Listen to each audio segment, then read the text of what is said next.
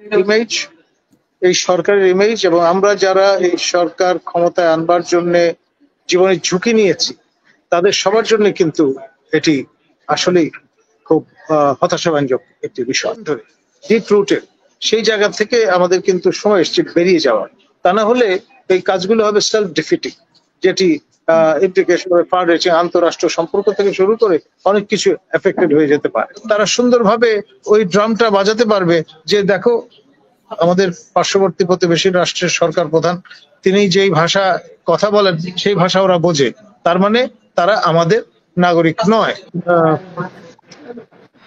শেখ জুয়েল তিনি শেখ হেলালের সহোদর এবং শেখ নাসেরের পুত্র।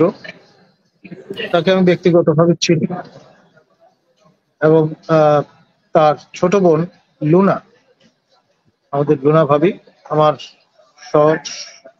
সতীর্থ আপনাদের রাজবাড়ির গণিবক্স চৌধুরীর নাতি মাহমুদুল শামস চৌধুরী, যার নাম বাপ্পি, আমার ঘনিষ্ঠ বন্ধু, তার স্ত্রী।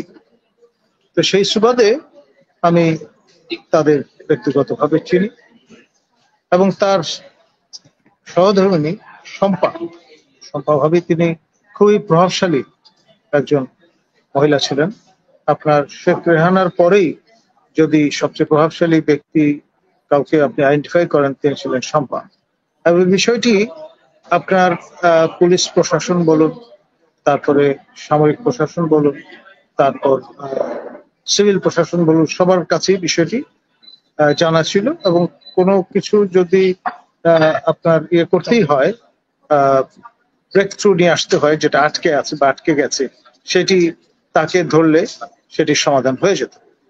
তো এইরকম একটি ব্যক্তি, তার সহধর্মিণী, এরা যাই করুক আমার ধারণা কাঁচা কাজ করবে না। আমাদের চন্দন নন্দী মহোদয় কিন্তু পরিষ্কার আনুপঙ্খ বর্ণনা দিয়ে বুঝিয়ে দিলেন যে এটা একটা ফেক জিনিস। আমার কথা হলো প্রফেসর ইউনুস, যে নোবেল লরেট, একদম মহিরু বলা যেতে পারে, বট গাছ, তার ছায়াতলে থেকে তার হ্যান্ডসরা যদি এরকম বেকুবি কাজ করে তাতে তার ইমেজ, এই সরকারের ইমেজ এবং আমরা যারা এই সরকার ক্ষমতায় আনবার জন্য জীবনের ঝুঁকি নিয়েছি তাদের সবার জন্য কিন্তু এটি আসলেই খুব হতাশাব্যঞ্জক একটি বিষয়। এর আগে ম্যাক্রো সাহেব, ফ্রান্সের প্রেসিডেন্ট, তার সঙ্গে মোদিজির একটি পাবলিক রিলেশন এক্সারসাইজে দেখা, মোদিজি হাত বাড়িয়ে দিয়েছেন, ম্যাক্রো হ্যান্ডশেক করেননি। সেইটা আমরা ব্যাপকভাবে এখানে সম্প্রচার করে এক ধরনের মাইলেজ নেওয়ার চেষ্টা করছি। কিন্তু মজার ব্যাপার হচ্ছে যে পরিমাণ ক্লাউড মোদির সঙ্গে আপনার ম্যাক্রো সাহেবের হয়েছে বা আছে, এবং তাদের যে দূতাবাস ভবন বা কনসুলেট ভবন উদ্বোধনী অনুষ্ঠানে যে পরিমাণ সময় দিয়েছেন, পার্সোনাল অ্যাটেনশন দিয়েছেন, সেই চিত্রটা কিন্তু আমরা দেখাচ্ছি না। আমরা একটা স্পার অফ দ্য মোমেন্টে কি ঘটেছে সেটা দেখিয়ে একটা মাইলেজ দেওয়ার চেষ্টা করছি। এতে কি ইউনুস সরকারের ইমেজ বাড়ছে? আর ফ্রেঞ্চরা কি খুব অ্যামিউজড হচ্ছে, না ভারতীয়রা অ্যামিউজড হচ্ছে? তো এই জন্যে আমি বলবো এগুলো বেসিক্যালি স্যাবোটাইজিং অ্যাটেম্পট ফ্রম উইদিন। এখন হয়তো দেখা যাবে যে আমাদের শফিক ভাই তিনি মুখপত্র হিসেবে তার মতো করে সর্বাত্মক চেষ্টা করছেন। তিনি একসময় রয়টারে কাজ করতেন, আন্তর্জাতিক ক্রেতা সম্পর্কে তার ভালো ধারণা আছে, বা অপূর্ব জাহাঙ্গীর তিনি পরিবারেরই সদস্য। তারপরেও এই যে সিলি কাজগুলো হচ্ছে এর দায় কিন্তু পরিপূর্ণভাবে গুড অফিস অফ প্রফেসর ইউনূসের উপরে পড়বে বা পড়ছে, এবং এটি কাঙ্ক্ষিত। মজাটা হচ্ছে যে স্থাবকতার যে সংস্কৃতি আমাদের এখানে তৈরি হয়েছে দীর্ঘদিন ধরে, ডিপ রুটের, সেই জায়গা থেকে আমাদের কিন্তু সময় এসছে বেরিয়ে যাওয়ার, তা না হলে এই কাজগুলো হবে সেলফ ডিফিটিং, যেটি ইমপ্লিকেশন ফার রিচিং আন্তঃরাষ্ট্র সম্পর্ক থেকে শুরু করে অনেক কিছু এফেক্টেড হয়ে যেতে পারে, এবং তার মাসুল দিতে হবে আমাদের দেশের জনগণ।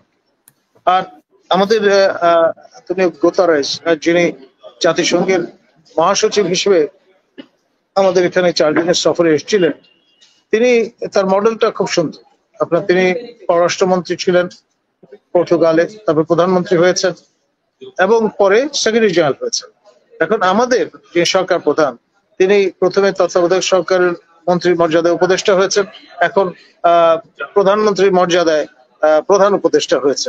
লজিক্যাল ল্যান্ডিংটা হচ্ছে সেক্রেটারি জেনারেল অফ ইউএন, এবং আগামী বছরের শেষের দিকে গুতেরেস মহোদয়ের টেনিয়র শেষ হয়ে যাওয়ার পরে তিনি যদি ক্ষমতাসীন থাকেন অথবা যদি নাও থাকেন, এই অপরচুনিটিটা কিন্তু তৈরি হয়ে যেতে পারে যদি না রোটেশনাল কোনো সমস্যা থাকে কন্টিনেন্ট ওয়াইজ। এখন এখানে বেসিক্যালি খেয়াল করতে হবে যে ট্রাম্প মহোদয় যে সকল সাহায্য সহযোগিতা বন্ধ করে দিয়েছেন গ্লোবালি 90 দিনের জন্য, সেখানে 3টি এক্সেপশন করেছে। একটি হচ্ছে ইজিপ্ট, একটি ইসরায়েল এবং একটি রোহিঙ্গা। এবং সেই রোহিঙ্গা ইস্যুতে বার্মা অ্যাক্টের হাত ধরে কিন্তু গুতেরেস মহোদয় এখানে এসছে।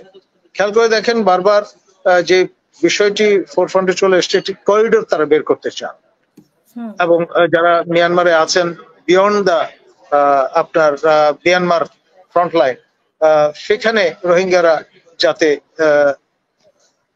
না খেয়ে মারা যায়, যাতে কোনো অবস্থায় জীবন বিপন্ন না হয়, সেই জন্য একটি ফাসাদ তৈরি করা যায় কিনা তার সম্ভাব্যতা যাচাইয়ের জন্যই তার এখানে আসা, ফার্স্ট হ্যান্ড ইমপ্রেশন নিয়ে যাওয়া।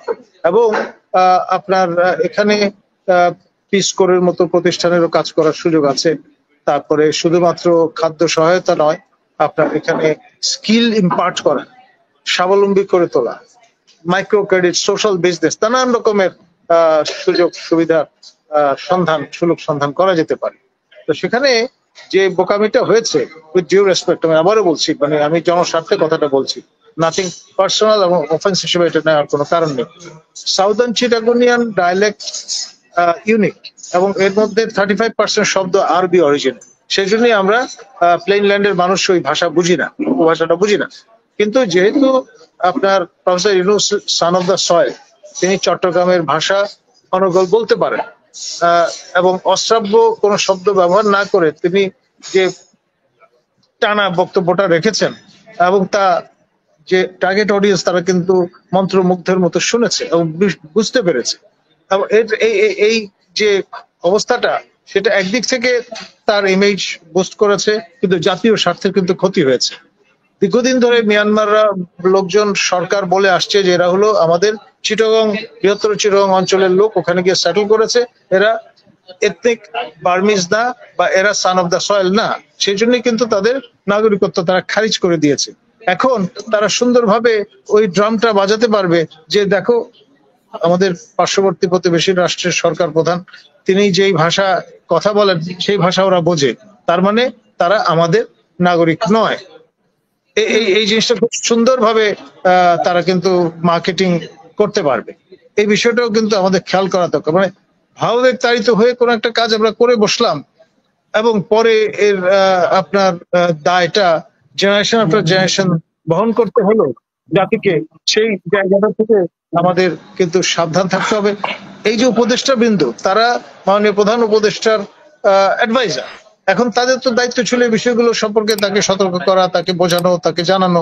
একটা মানুষের লিমিটেশন থাকতেই হবে, তিনি নোবেল লরেট কেন, আরো 10টা নোবেল প্রাইজ পান না কেন, হিউম্যান টু আরো human.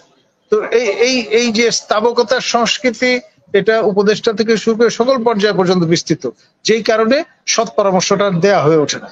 Damage has already been ডান। ধন্যবাদ।